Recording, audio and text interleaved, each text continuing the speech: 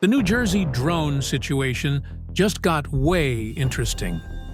Recently, headlines have been buzzing about mysterious drones spotted over New Jersey. For many, the sight of drones tracking these lights is unsettling. Are they spying on us? Are they here to protect us? Or could they be monitoring something we don't yet understand?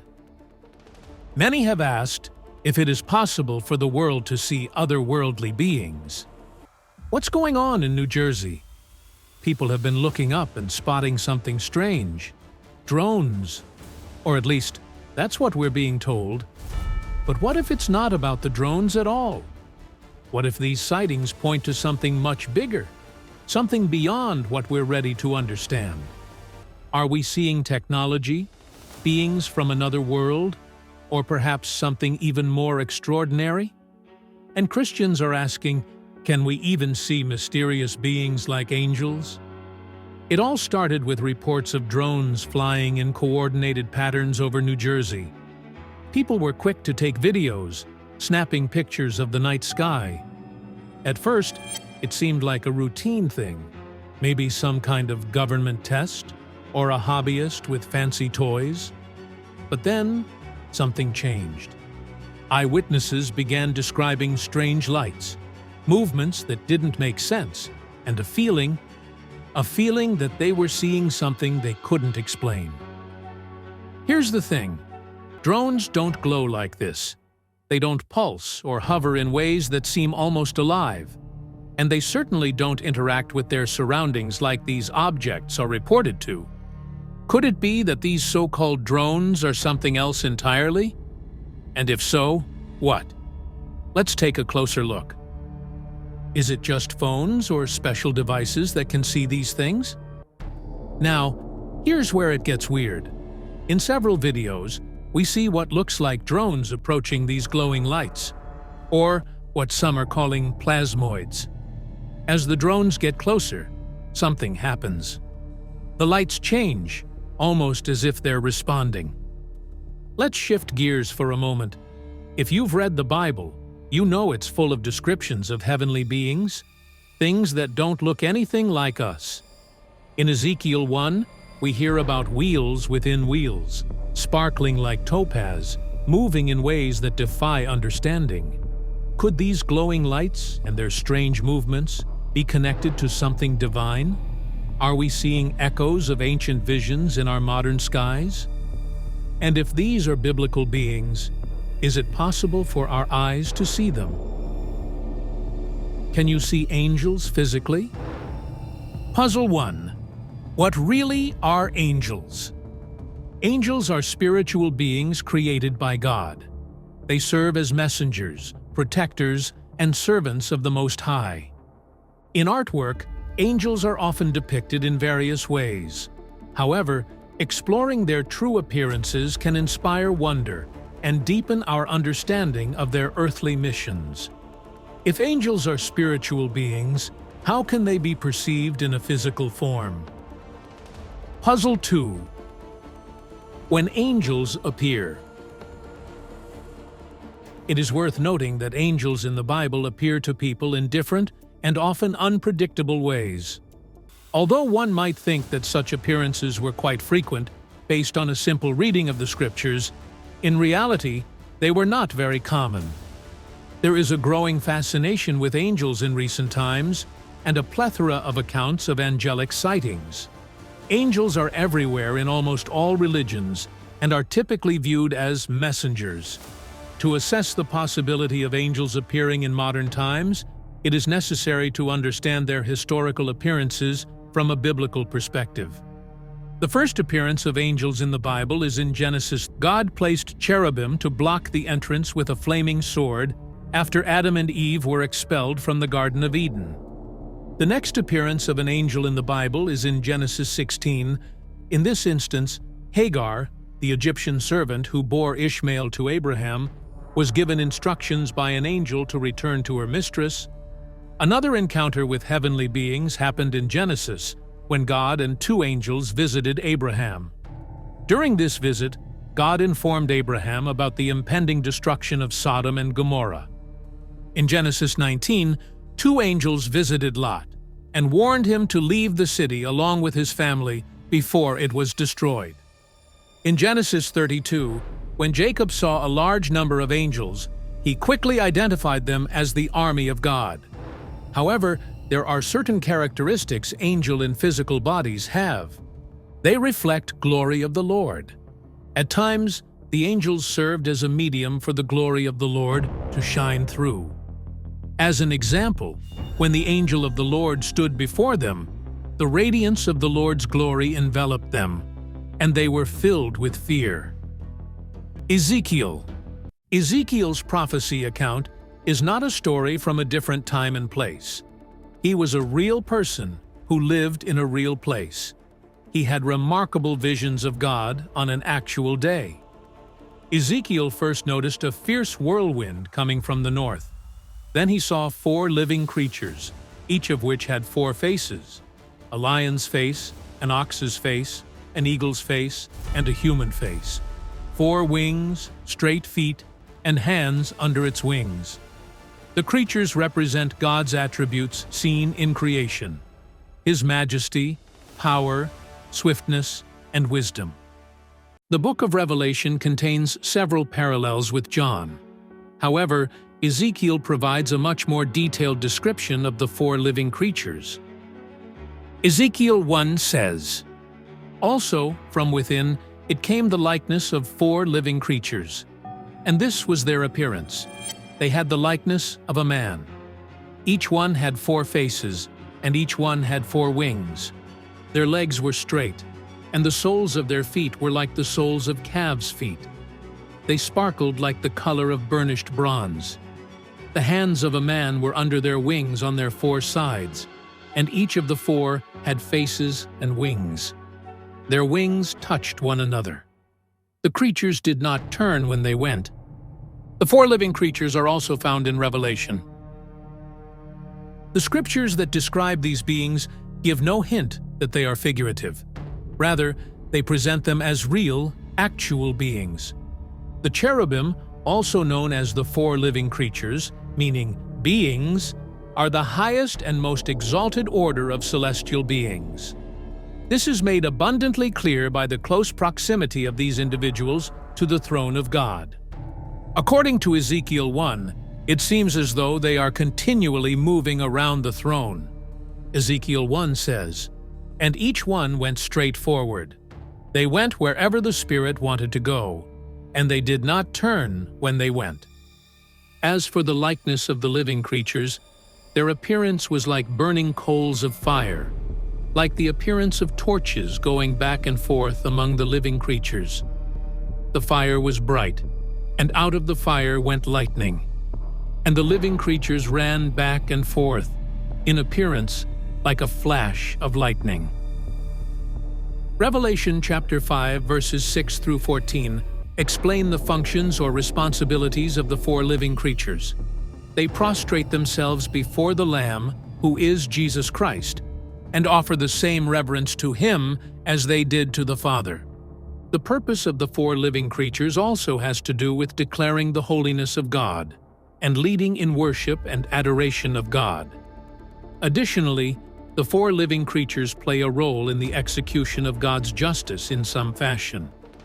These beings are an exalted order of angels whose purpose is primarily that of worship. Later on, Ezekiel was able to discern that the amazing beings who surrounded God were angels called cherubim. These angels have their own distinct power and glory. Before he was cast down, Satan was one of the cherubim that guarded the throne of God. Since the Ark of the Covenant represented the presence of God among Israel, Yahweh was sometimes called He who dwells between the cherubim. Ezekiel also sees the Ophanim. What are the Ophanim? Ophanim is the ancient Hebrew word for wheels. Ophanim are also mentioned in Ezekiel 1. The Bible is brimming with incredible imagery. God gives us a look into a realm to which human eyes rarely have access through His holy word. We are never disappointed when we enter into Scripture eager to learn more about God, His methods, and His intentions. It is hard to define the Ophanim depicted in Ezekiel's vision without considering the entirety of the revelation. God chooses to open the heavens in front of Ezekiel's temporal eyes. Ezekiel 1 says, "Now, as I looked at the living creatures, behold, a wheel was on the earth beside each living creature with its 4 faces. The appearance of the wheels and their workings was like the color of beryl, and all 4 had the same likeness. The appearance of their workings was, as it were, a wheel in the middle of a wheel. When they moved, they went toward any one of 4 directions. They did not turn aside when they went. As for their rims, they were so high they were awesome, and their rims were full of eyes, all around the 4 of them. When the living creatures went, the wheels went beside them, and when the living creatures were lifted up from the earth, the wheels were lifted up. Wherever the Spirit wanted to go, they went, because there the Spirit went. And the wheels were lifted together with them, for the spirit of the living creatures was in the wheels. When those went, these went. When those stood, these stood. And when those were lifted up from the earth, the wheels were lifted up together with them, for the spirit of the living creatures was in the wheels." We read, "A wheel was on the earth beside each living creature." What Ezekiel saw or described in this passage is difficult to visualize. It is presumably an image of a magnificent chariot with 4 wheels that is bringing the throne of God. The scene gives the impression of continuous motion and activity, not only on the part of the living beings themselves, but also on the part of the throne that God sits on. The wheels and their workings could move in any direction, but there was no sense of chaos or disorder to their movements. A popular Bible commentator stated about this, "Like a ball bearing, they could move in any direction without any steering mechanism. As for their rims, they were so high they were awesome, and their rims were full of eyes."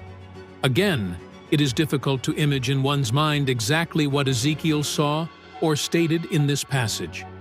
The description of "full of eyes" was how John described the cherubim themselves. The 4 wheels and their workings moved in step with the 4 cherubim as they rotated. They were linked together in such a way that Ezekiel was able to write, "The spirit of the living creatures was in the wheels." Ophanim are also mentioned similarly in Ezekiel 10. "And when I looked, there were 4 wheels by the cherubim, 1 wheel by one cherub, and another wheel by each other cherub. The wheels appeared to have the color of a beryl stone. As for their appearance, all 4 looked alike, as it were, a wheel in the middle of a wheel. When they went toward any of their 4 directions. They did not turn aside when they went, but followed in the direction the head was facing. They did not turn aside when they went, and their whole body, with their back, their hands, their wings, and the wheels that the 4 had, were full of eyes all around. As for the wheels, they were called in my hearing, wheel. There were 4 wheels by the cherubim." Ezekiel finds. One described these wheels in some detail. The general impression is of constant activity, motion, and free movement with no chaos or disorder. They did not turn aside when they went, but followed in the direction the head was facing. If the wheels and the cherubim describe God's chariot or chariot throne, then it is clear that Ezekiel was to understand that it was on the move. It was in Babylon. Now it is in Jerusalem at the temple. Ezekiel 1 describes eyes in reference with the wheels. Here we learn that the cherubim themselves were full of eyes all around, and this fits the later characterization of cherubim found in Revelation 4:6. The image seems bizarre to the modern reader, but one must remember that this is a visionary experience, and surrealistic features may overwhelm realism. In the passages above, the throne of God is set on wheels, Ophanim, and then pushed by 4 angels. There are wheels inside of wheels at cross angles, with the effect that the throne can move in any direction without having to turn. Sometimes angels are different looking. Daniel had an encounter with an angel who was wearing special clothing, even though angels typically look like ordinary men. The angel he saw was dressed in linen and had a golden belt from Uphaz around his waist. Angels are sometimes not recognized as angels. Angels have often been reported to appear in front of people without being identified as divine beings. They would look like regular men and not stand out in any way. Never in subhuman form. Angels are said to appear in human form, but never in subhuman form such as animals, birds, or objects. According to the Bible, angels have spoken to people from clouds and fire, but they never identify themselves with those elements. Struck with fear. People often feel frightened when they see angels. Angels are messengers of God, carrying out His will through supernatural means. They always point towards God and give Him the glory. Holy angels reject worship. What does the Bible say about angelic appearances? Throughout the Bible, angels play a significant role as messengers of God and appear in both the Old and New Testaments. They may appear alone or in groups, and their form can either be human-like or heavenly. When they reveal their true form, it can be so awe-inspiring that they often have to reassure the people who see them not to be afraid. Angels, who are constantly caring for faithful people at God's command, are often around us, but we may not see them. Angels are often working beyond our visual perception. However, sometimes God does reveal angels in the background, and doing so can encourage us. The story of angels announcing Jesus Christ's birth on the first Christmas is a good example of the wonder of angelic appearances. So, can we expect to see angels physically? It's a question that invites us to trust in God's mysteries. Like Zechariah, we might not always understand or believe immediately. Like John, we might be called to play a role in a larger story. Let's reflect on this. Blessed are those who have not seen and yet have believed. John 20:29. Our faith doesn't require the physical sight of angels. It's about believing in the unseen, trusting in God's promises, and being open to the wonders beyond our comprehension. John's story teaches us about God's timing, purpose, and the ways He can use anyone, even those born to elderly parents, even those living in the wilderness. And sometimes He sends angels to set things in motion. As we walk through life, let's carry the lesson of John the Baptist in our hearts. Let's be open to the miraculous, even if it doesn't come in the form of an angelic visitation. Let's prepare our hearts for God's work, just as John prepared the way for Jesus. Why angels would appear in physical form? Let's take a moment to reflect on this. Why do you think God chose to reveal His angels to Mary, Joseph, and the shepherds in physical form? Could it be that He wanted to ensure His message was clear and undeniable? Or perhaps He wanted to show His glory in a tangible way? Imagine living without smartphones, the internet, or even newspapers. News was shared by word of mouth, and divine messages were rare. God needed a reliable way to convey such important news clearly. What better method could there be than sending an angel? Now, think about it for a moment. What would you do if an angel suddenly appeared in your living room? The straightforward answer is that while it is rare, there are instances recorded in Scripture where angels have appeared.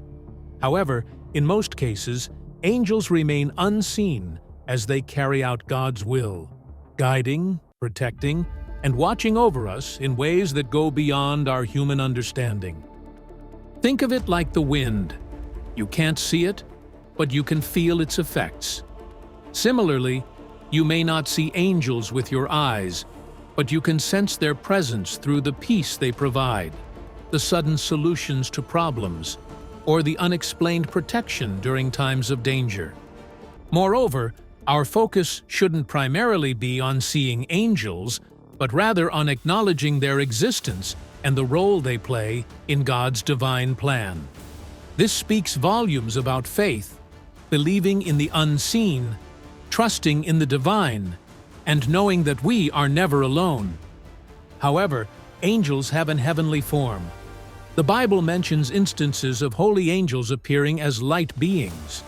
We see this when God sent an angel to free the Apostle Peter from jail. Acts 12. Suddenly, an angel of the Lord appeared beside him, and a light shone in the cell. The angel struck Peter's side and awakened him, saying, "Get up quickly." And the chains fell off his hands. However, fallen angels can also appear in the disguise of holy angels of light. If you ever meet an angel appearing in heavenly form, you may be so in awe that you're moved to worship. Just be sure to direct your worship to the Creator of angels, God, rather than to the angels themselves. Colossians 2 et 22 sa 2 warns against worshiping angels. Let no one defraud you of your prize, your freedom in Christ and your salvation, by insisting on mock humility and the worship of angels, going into detail about visions he claims he has seen, puffed up in conceit by his unspiritual mind. After encountering an angel, the Apostle John attempted to worship him, but in Revelation 22, John describes what occurred as a result of his actions. But he said to me, "Do not do that.